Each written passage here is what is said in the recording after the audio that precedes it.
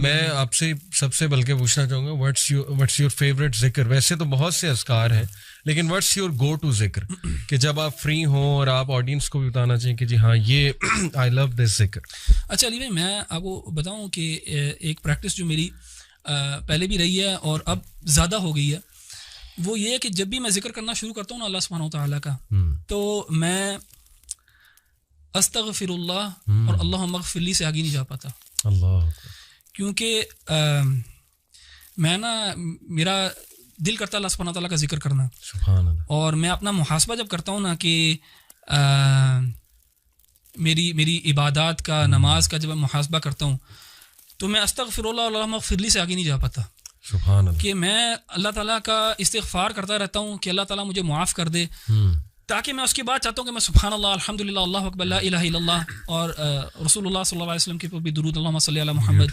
لیکن میں نے recently I find myself just saying اللہم اغفر لی یا استغفر اللہ.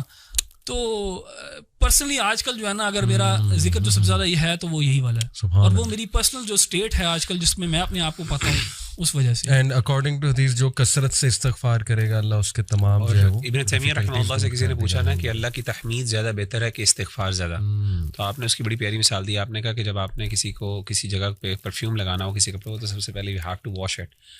سو اس کی پرفیوم تو تحمید اللہ کی تو وہ ایک خوشبو ہے اور آپ کی گندگی جب تک صاف نہیں ہوگی تو سبحان اللہ یعنی استغفار کئی دفعہ پریسیڈنس رکھتا ہے اوور سبحان اللہ. Amazing example. اچھا while I agree with what Ahmed بھائی نے کہا ہے لیکن آن دا کنٹریری اگر آپ دعا دیکھیں یونس علیہ السلام کی تو اس میں آپ کو ایک دوسری پکچر ملتی ہے. میرے لیے پرسنلی جو ہے نا حوقلہ جس کو کہا جاتا ہے لا حول ولا قوت الا باللہ, یہ بہت امپاورنگ مجھے بہت امپاورنگ دعا لگتی ہے کیونکہ اس میں جو ہے نا وہ اس بات ہے اللہ تعالیٰ کی طاقت اور قدرت کا. اور اگر آپ دیکھیں تو یونس علیہ السلام کی دعا میں بھی یہی ہے یعنی کہ اس میں بھی اس بات ہے لا الہ الا انت سبحانک انی کنت من الظالمین. تو میری گو ٹو پرسنلی اور کیونکہ حدیث میں آیا بھی ہے کہ عرش کے خزانوں میں سے ایک خزانہ ہے تو اور ہم نے علماء کو کہتے ہوئے سنا بھی ہے کہ if you want to see miracles happening, یہ کسی حدیث میں نہیں ہے تو ٹرائی لا حول ولا قوت الا باللہ 100 دفعہ نہیں, وہ کہتے ہیں 500 1000 1500 2000 دفعہ کر کے دیکھیں تو صحیح, پھر دیکھیں کہ آپ کی زندگی میں کیا جو ہے نا معجزے ہوتے ہیں. اچھا احمد بھائی نے بات کی رمضان کی, قرآن کی اور دعا کی, یہ تو ہے ساری عبادت. اگر آپ پارے کے شروع میں آ جائیں تو اس میں ایک بڑی انٹرسٹنگ چیز ہے, بار بار سائنٹیفک چیزوں کی طرف جانے کو بہت دل کرتا ہے. اللہ تعالیٰ نے قرآن مجید کے اندر جو ہے وہ ایک طریقہ رکھا اور وہ کس چیز کو ثابت کرنے کے لیے رکھا کہ آخر اللہ کی عبادت کیوں کی جائے, یعنی کہ وہ کیا دعویٰ ہے جس کے بعد اللہ تعالیٰ کہتے ہیں اچھا کیونکہ ایسی بات ہے اسی لیے میری عبادت کرو. اللہ تعالیٰ نے ہمیشہ توحید ربوبیت کو کلیم کر کے آگے پھر کہا ہے دیر فار ورشپ می. کیا مطلب توحید ربوبیت کہ مثلا اللہ تعالیٰ خالق ہیں, اللہ نے یہ پیدا کیا, اللہ نے وہ پیدا کیا. تو میں جن آیات کی طرف اشارہ کرنا چاہ رہا ہوں وہ آیات یہ اس پارے کے بالکل شروع ہی میں ہیں.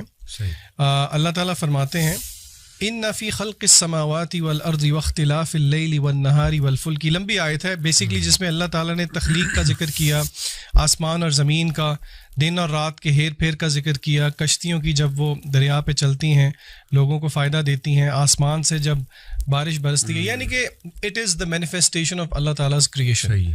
اور اسی طرح اور سورہ بقرہ کے شروع میں بھی اللہ تعالیٰ نے جب کہا یا ایھا الناس اعبدوا ربکم کہ اللہ کی عبادت کرو, اس کے آگے پھر اللہ تعالیٰ نے جو دلائل دیے وہ ربوبیت کے دیے. تو اس سے ہمیں ایک جینیسس آف فیتھ کا پتہ لگتا ہے کہ کس طرح اللہ تعالیٰ ہمیں الوہیت کی طرف لے کے جانا چاہتے ہیں کہ ہم اللہ کی کریشن پہ غور کریں. دیکھیے یہ تھیوریٹیکل بات نہیں ہے, آج کل اس کو اگر ہم پریکٹیکلی مینیفیسٹ کریں تو ہم سوچیں کہ وہ کون سی چیزیں ہیں جو کہ ہنڈرنس ہیں میرے اور آپ کے لیے کہ ہم غور و فکر کریں اللہ تعالیٰ کی تخلیق میں. آپ کو یاد ہوگا پچھلے سال ہم ایک ٹرپ پہ گئے تھے سب اکٹھے, اور اس ٹرپ پہ ہم نے کیا کیا تھا, ڈیجیٹل ڈی ٹاکس کیا تھا, اور ہم نے رات کو بیٹھ کے سب نے لیٹ کے آپ کو یاد ہوگا آسمان کی طرف کوئی گھنٹہ 1.5 گھنٹہ جو ہے وہ تاروں کو آبزرو کیا تھا, سورہ ملک سنتے, اور ہم سب نے ایگری کیا تھا کہ اس طرح ٹائم نکال کے اللہ کی کریشن کو شاید ہی ہم کبھی آبزرو کرتے ہیں. بالکل صحیح. تو ہم اپنے بہن بھائیوں کو یہ مشورہ ضرور دیں گے کہ آپ کبھی نہ کبھی اپنے آپ کو تھوڑا سا کٹ آف کر کے اس پہ غور و فکر ضرور کریں, کیونکہ اللہ تعالیٰ نے اس کو دلیل بنایا ہے اپنی الوہیت کے لیے. تو I think this is very empowering. ویسے یہ جو ربوبیت آپ نے بات کی, اٹس اے بیوٹیفل کانسیپٹ. اس کو اگر تھوڑا سا اور ہم آڈینس کے لیے ایکسپلین کر دیں تو بڑا امپاورنگ ہوگا کہ ایگزیکٹلی توحید الربوبیہ میں کیا کیا جو ہے وہ آتا ہے. میرے خیال سے شیخ مغیرہ سے میں ریکویسٹ کروں گا کہ آپ ربوبیت پہ تھوڑا سا ذرا الیبوریٹ کر دیں پلیز. جی, اس میں نا توحید الربوبیت میں بنیادی طور پہ ویسے تو اللہ تعالیٰ کا خالق مالک ہونا, تین بڑی چیزیں ہیں کہ اللہ خالق ہے اور دوسرا اللہ مالک ہے, یعنی whatever Allah has created اللہ کی وہ ڈائریکٹ پوزیشن میں بھی ہے اور اللہ کے ڈسپوزل پہ بھی ہے, اور تیسری چیز اللہ قدیر بھی ہے. یعنی یہ تین, الملک والقدرہ اور ایک خلق, یہ تین بڑی کوالٹیز عام طور پہ توحید الربوبیہ کے اندر کوٹ کی جاتی ہیں. یعنی اللہ تعالیٰ نہ صرف خالق ہے, اللہ آنر بھی ہے, اور اللہ کے پاس نہ صرف اللہ خالق ہے تو اللہ کے پاس ایک نیچرل رائٹ بھی ہے, اور تیسرا اللہ کا ڈسپوزل بھی ہے, یعنی اللہ کے مرضی کے مطابق کچھ پتہ ہل بھی نہیں سکتا. یہ تین کوالٹیز جو ہیں یہ پرائمریلی ایک توحید الربوبیت کا کانسیپٹ ہے, اور میں سمجھتا ہوں جس بندے کے اندر توحید الربوبیہ کا کانسیپٹ صحیح معنوں میں انٹرنلائز ہو جائے نا, وہ کبھی بھی شرک نہیں کر سکتا, کیونکہ توحید الربوبیہ necessarily necessitates actually in fact to الوہیہ. اور یہی اللہ تعالیٰ نے ہمارے ہاں عام طور پہ بعض دفعہ یہ کہہ دیا جاتا ہے کہ توحید الربوبیہ بندے کا پرفیکٹ ہے, توحید الوہیہ نہیں. صحیح اس میں جو محققین کی رائے وہ یہی ہے کہ توحید الربوبیہ اگر ایگزمپلری ہو تو it should necessarily lead to توحید الوہیہ.